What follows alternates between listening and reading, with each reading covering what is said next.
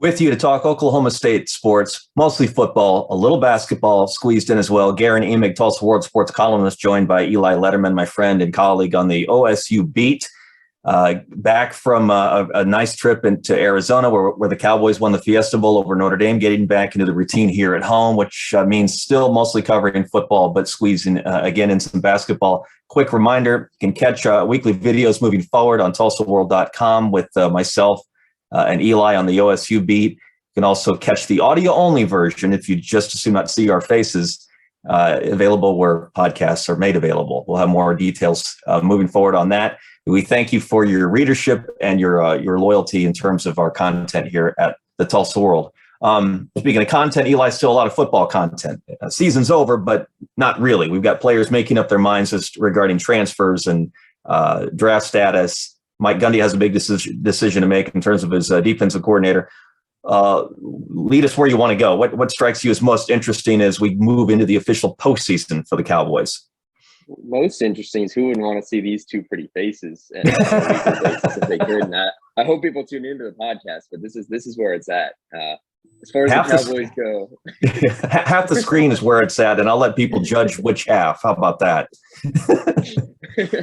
As far as the Cowboys go, I mean, there's still plenty of storylines. We're not even a week removed from what Mike Gundy dubbed the biggest win in program history, the Fiesta Bowl win over Notre Dame. But now it's off season into overdrive, and maybe there's not as much going on up here as there is in Norman, for instance, and around the college football landscape. But there are storylines here. Mike Gundy still has to make a pick on a defensive coordinator, a search he said he was going to kick into kind of overdrive this week now that the season was done. And shoot, I don't know what you took from his comments on that Sunday when he met with reporters after the game. I think this could really go anywhere. Maybe he's going to promote from within. Maybe he's going to go, as everyone likes to joke, he'll go back to Shippensburg and find his next Mike Yurcich.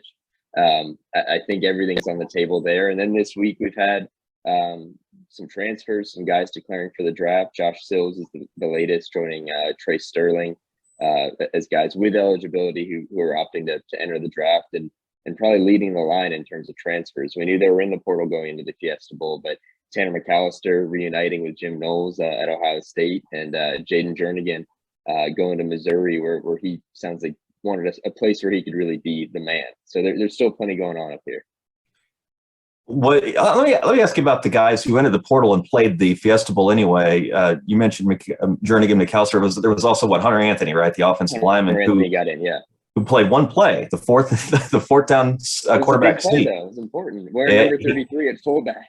He contributed, and that was interesting. I think it does. I speak positively to the fact that the guys did want to stick around. They didn't just bail after they decided they entered the portal. They thought, well, let's at least finish out the season, whether I stay or go, and they did that. But I wanted to ask if they're, especially Jernigan and McAllister, whether they're playing against Notre Dame in Glendale, led OSU fans to a sort of a false hope, maybe, or false sense of security that they might pull back and stay with the program. Did you ever get that feeling? No, it's an interesting point. And I think, if anything, maybe led to that as well was Mike Gundy in the lead up to the bowl game, saying that these were guys who he was comfortable with keeping on, but in part because maybe they weren't going to the portal because it was a bridge burned. It was see what's out there, and maybe based on how quickly those guys committed, that wasn't necessarily the case going in. But I think, as you said, it speaks to the culture and to this team from the standpoint of the players being willing to stick around and take on those risks. I mean, there was, from a kind of business standpoint, there's no reason that Jaden Jordan or Tanner McAllister needed to be out there and risk, whatever their future was going to be at their next school. But they were out there, and to Mike Gundy and the program's credit, he spoke about how these guys had earned it. If it were a different time of year, if it were the spring, he'd say, don't bother, don't come to practice because you're not with us and you're not going to be with us. But that he felt those guys had earned it over the course of the season. Tanner McAllister certainly earned it as one of the real key guys in the secondary, and that's a big loss. And then up front, Jaden Jordan again is another loss to it. It's a deep group up front, but he was pretty strong in that line this year and had some years of eligibility in front of him. So that's a hit. And Hunter Anthony, probably of those three that participated, and maybe it was telling that he was sort of relegated to the fullback role with a new number, but came up with a big play, and now he's off to Nebraska. So each of those guys got to have a hand in it, and maybe for whatever is quote unquote ugly about the transfer portal, it was a nice finish for each of those guys to have a role contributing in that game. Let's get back to the hire that Gundy has to make in terms of replacing Knowles at the defensive coordinator spot. I know the two of us and some of the other media, the beat guys on cover the team, were curious leading up to whether you wanted to put a lot of stock in it being a, for lack of a better term, audition of sorts for somebody, and we all thought that might be Joe Bob Clements, who seemed to be the odds-on internal guy to maybe be promoted if Gundy was going to go that route. We were wondering what difference the result of the Fiesta Bowl might make in terms of that. Do you have any updated feelings exiting the Fiesta Bowl, given the fact that the Irish did roll up a pretty big number, both in terms of yardage and score in losing that game? I think the one thing I can say for sure right now is that Mike Gundy is not going to roll into next season with 3 defensive play callers. I think we can be pretty assured in that, and that's about it. I think if anything, what he did was obscure whatever was to be taken from this, because he spoke about how that the first quarter, maybe predictably, communication was a disaster with 3 defensive play callers. Right. They just struggled with that, and it was a little bit like that was probably going to happen, and it was what happened, and they figured it out. Gundy said he at one point almost went into head coach panic mode. I don't know what that would have looked like, but I'm sure it wouldn't have been pretty. And so second half they figure it out, and I think even reading through what the players had to say post game, maybe it was still Joe Bob Clements who had the bulk of the reins, but between him, Dan Hammerschmidt, Tim Duffy, it was 3 play callers, and this defense figured it out in the second half. And now where that leaves us afterwards, I don't think anywhere closer to figuring things out. Mike Gundy said he planned to. Did you lose me? No, you're back. There you are. All right. Well, Gundy said he planned to. Maybe we can edit that out. Gundy said he planned. He said he wasn't even sure. As of last Sunday, if what he thought about an internal hire or what else, and maybe he truthfully really hadn't sat down and considered this decision just with everything else he had to think about. I would still say internally, Joe Bob Clements seems to maybe be that front runner if there is to be one. But I think but there's really been no discernible pattern in Mike Gundy's hires in the past, and that may remain the case here. Maybe he goes back. He's had few former Ivy Leaguers in the past. He's had former NFL assistants. He's brought in Power 5 guys, and he's gone to Division II Shippensburg. And so I think it's kind of just a wait and see at this point. Yeah. You mentioned the day after some of the comments he made to sort of put a wrap on the game and the season. I thought the most interesting portion of that was his continued, rightfully so, he continued to prop up the result. I agree with him. I wrote the column, and I was going to write it even before he said it, that I thought it was the biggest win in school history, even trumping whenever they did in 2011, which remains sort of the gold standard in terms of single seasons. It was a big result, and Gundy is clearly using that as another weight of leverage in terms of strengthening the program. And he's not just doing it in terms of brand and recruiting and opportunities for transfers, NIL, whatever. He's doing it sort of internally, is he not, with regard to references to we can take this to another level, as I think the way he continues to phrase it. And he's speaking to not so much players, recruits, prospects, transfers in his own program. I think he's speaking to his administration and athletic director Chad Weiberg and University president Casey Schrum. Eli, there's no doubt that he likes working with these people. He's pretty much made that known throughout the season, but he's also savvy enough to realize that he does sort of have the cards right now based on a 12-win season, a win over Notre Dame, and the fact that as Oklahoma departs, especially OSU has positioned itself to perhaps become the new king of the mountain, and whatever becomes of the new Big 12 when the 4 squads of 4 new teams come over. Point being, it's interesting to hear him on one hand talk about what Weiberg and Schrum have meant to the university in their short time as fully installed administration, and yet at the same time make sure he hears his messages to them about resources and if we're going to be big time, we need to spend big time, I guess is the best way I'd put it. So what's your reaction to all of that? I mean, if he's got cards in his hands right now, they're pocket aces. This season, if he was going to try to sort of leverage this and the opportunity that has gone from kind of a dire one when OU and Texas decided to leave the Big 12 and the future looked murky, to now where Oklahoma State stands, and then to go 12 and 2. Man, season's still fresh. Evidently not fresh enough. 12 and 2, and to have, arguably the greatest season in program history, certainly the best since 2011. This, I think you're spot on when you say he's savvy enough to know that this is his opportunity with a new administration, and he made the call. He's called on, as he has over the course of the season. But the morning after that win, he went and just said, this is our chance if we want to take it. And that's, he was throwing out some figures with the current athletic budget, which is around $90 million. And that's about half, according to him, of some of the blue bloods across the country. And that if they can make up some of that ground, that he feels they can get into that conversation. And I think another interesting part of that, whether that happens or not. And I think, he's got probably about two of the best people he could have in Casey Strum and Chad Weiberg to maybe get there.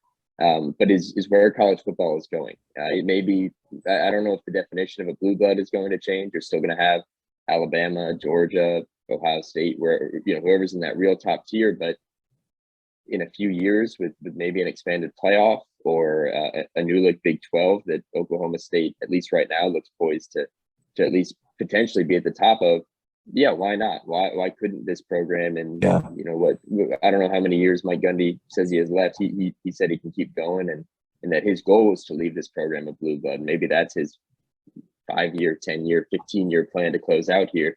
I think there's something that's attainable there, simply on where college football is going, right. And then maybe what the university can give this program in terms of resources coming up.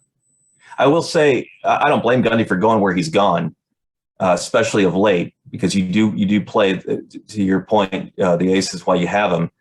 At the same time, Oklahoma State will not now and probably will never. I say probably most definitely win a bidding war for a defensive coordinator with Ohio State, right? I mean, if Ohio State wants to pay Jim Knowles twice what he's making at Oklahoma State University now, or next year, or in 10 years, or in 100 years, depending upon if there's life on Earth in 100 years, let alone college football, they're going to do it, right?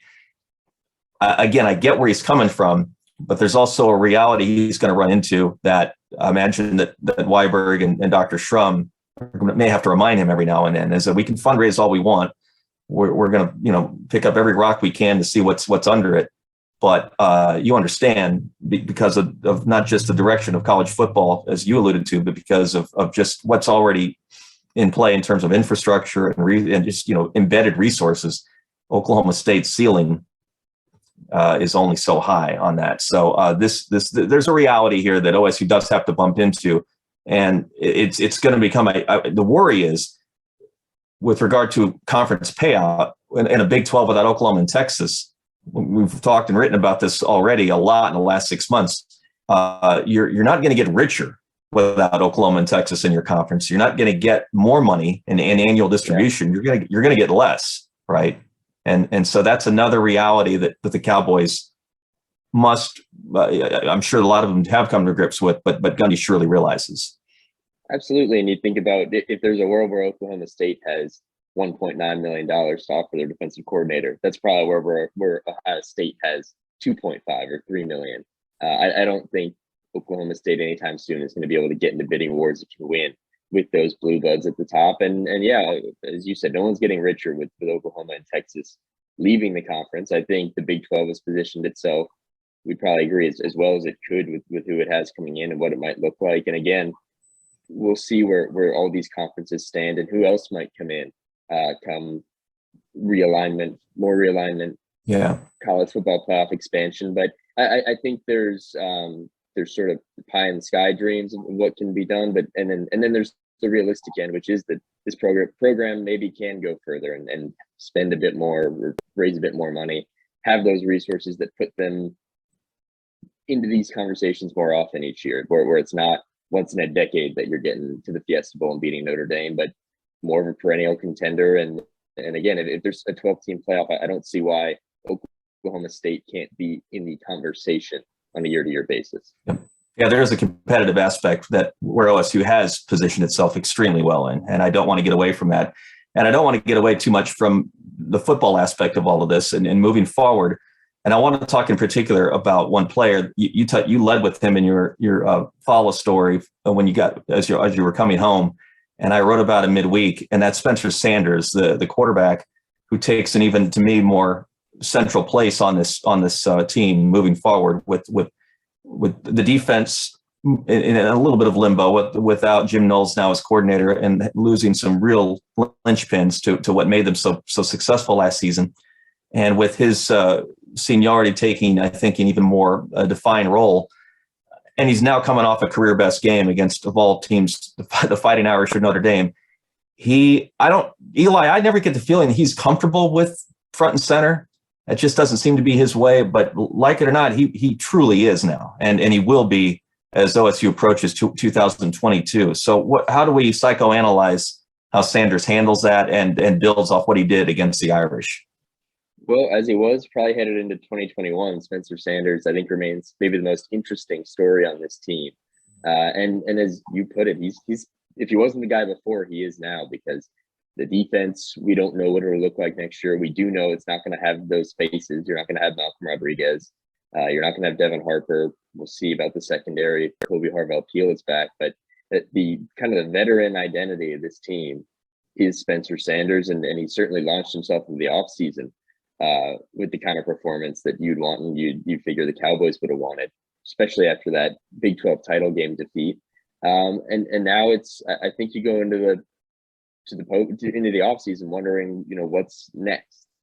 There's still probably some questions about his consistency and turning the ball over. He had that pesky turnover at the end of the Fiesta Bowl that turned out to be moot, but that could have been another one that came back to bite him, and it didn't. And so it's what does year 4 have in store, both in terms of his performance? Can he be even better? Can he look like the quarterback we saw in the second half a whole lot more? But also, can he be that leader? Because I think whereas this year that could be left to guys like Malcolm Rodriguez and maybe some of the guys on the offensive line, as things stand right now, it's Brock Martin and Spencer Sanders for me. And I think that's maybe where we haven't always seen from Spencer Sanders him be that outspoken vocal guy, and we'll see what 22 has in store.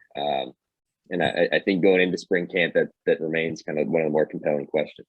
Yeah, the other one I think moving forward is going to be how do you channel what the Cowboys get in terms of production from Brennan Presley in bowl games? How do you channel that into a regular season? Presley was important, don't get me wrong, this past year. I do think, though, that the fan base expected more, and that's not to put it so much on Presley as I think as well as on Sanders for getting him more involved on the field, but also Casey Dunn, his position coach and the offensive coordinator, for dialing up more to make sure that Presley gets touches. And so we'll touch a lot more on this as we move forward, but I can almost sense the buildup among the OSU base as to that needs to happen in September, October, November, and December, not just January. I think it absolutely does. I said something to Brandon after the game. I was like, "You just like playing in bowl games, don't you?" And all he could do was laugh, because this is 2 years in a row where he just popped off in the postseason. I think for him next year, it's kind of everything's at his feet, or like you put it, it's at the feet of Spencer Sanders and Casey Dunn as well, to make him maybe that top tier guy in the passing game, because Tay Martin's going to be gone, and I don't know that that's a priority position for the Cowboys in the portal. So you're looking at Brennan Presley and a whole lot of very impressive young guys, freshmen who contributed this year, but not a whole lot else. So I think the goal would be for more Fiesta Bowl-like performances for Brennan Presley next fall. Yeah. All right. We could talk football for 3 more hours, but so as not to completely lose track of what month it is and the fact that Big 12 basketball has started, let's at least touch on the Cowboys. Eli, I'm certainly playing catch up. You've been on top of them a lot more. I'm going to leave the explanation to you as to why this team seems to be, just in terms of record and even the way the sort of the sloppiness of the game against Kansas the other night, why this team isn't quite what we thought it would be by now. What's going on there?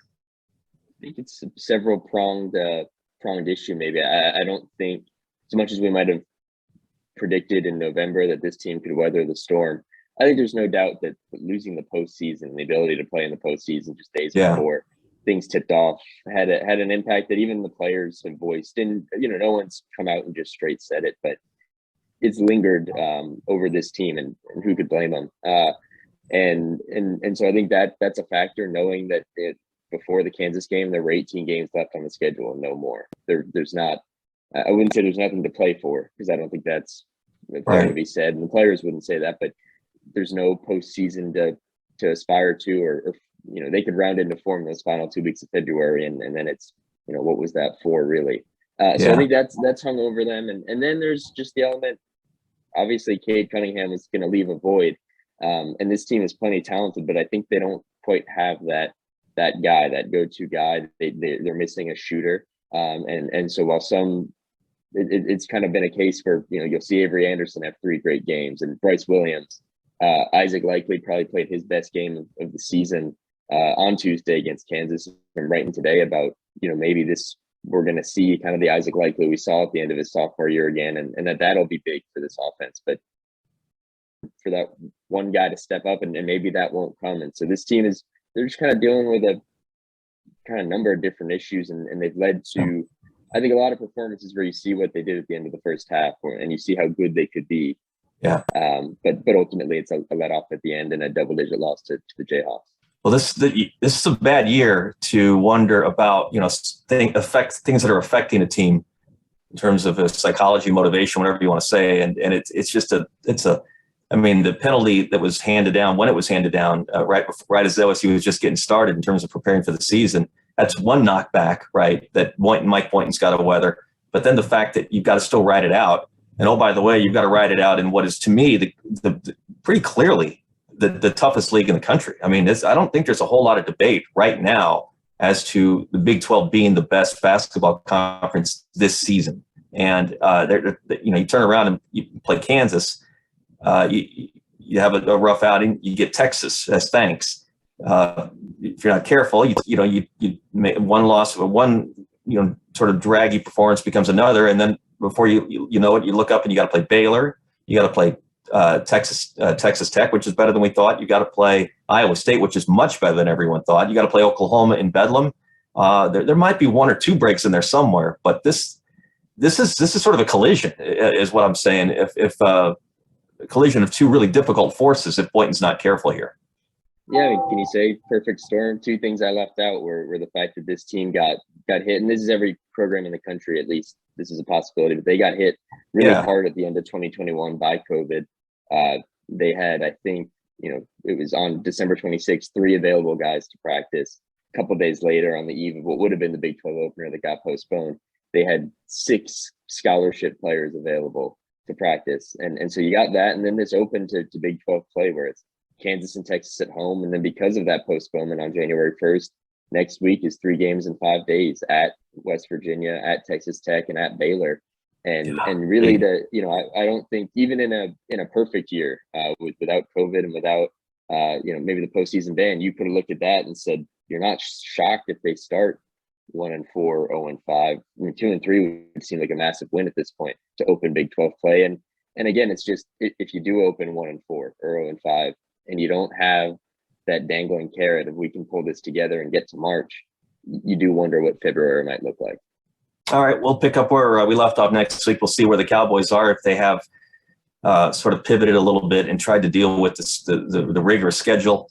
And we'll obviously talk more OSU football, depending upon the changing roster, who stays, who comes, who goes, and what Mike Gundy has done with his defensive coordinator position.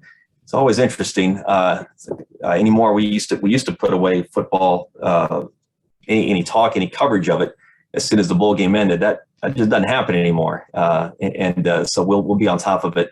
OSU, OUTU, and anyone else related moving forward. Eli, good to see you again. I hope the house was in one piece when you got back from your vacation. You want to call it that? Good to be back. Good to be back in Stillwater. It's really nice to be back in Stillwater. And I'll add one more note. It was reported this morning first by Brett Murphy, but I've also got it on pretty good authority that Terry Miller, second all-time leading rusher in program history, is headed to the College Football Hall of Fame in 2022. And that's a nice bit of news. That's 2 years in a row that the Cowboys will have someone going in. I'm glad you mentioned that. I did see the tweet this morning, and I know that you talked to Terry, right, on a story in terms of running back workload over the course of this season, and Jalen Warren, I think, right? I did, man. I texted back and forth with him this morning, and had him from other places, but he was it's his birthday today, in fact, 66th birthday. Wow. And so yes, a good day for the Miller family. That's fantastic. That's something else we will definitely talk more about moving forward. All right. For Eli Lederman, this is Guerin Emig. Thank you very much, first of all, for reading our material, not just with regard to the Fiesta Bowl and the postseason coverage, but throughout this year. It was our pleasure to bring it to you. We'll continue to, in the meantime, not just write stories and columns, but crank out videos/podcasts as well. Eli, have a good week, and we'll talk to everyone then. All right.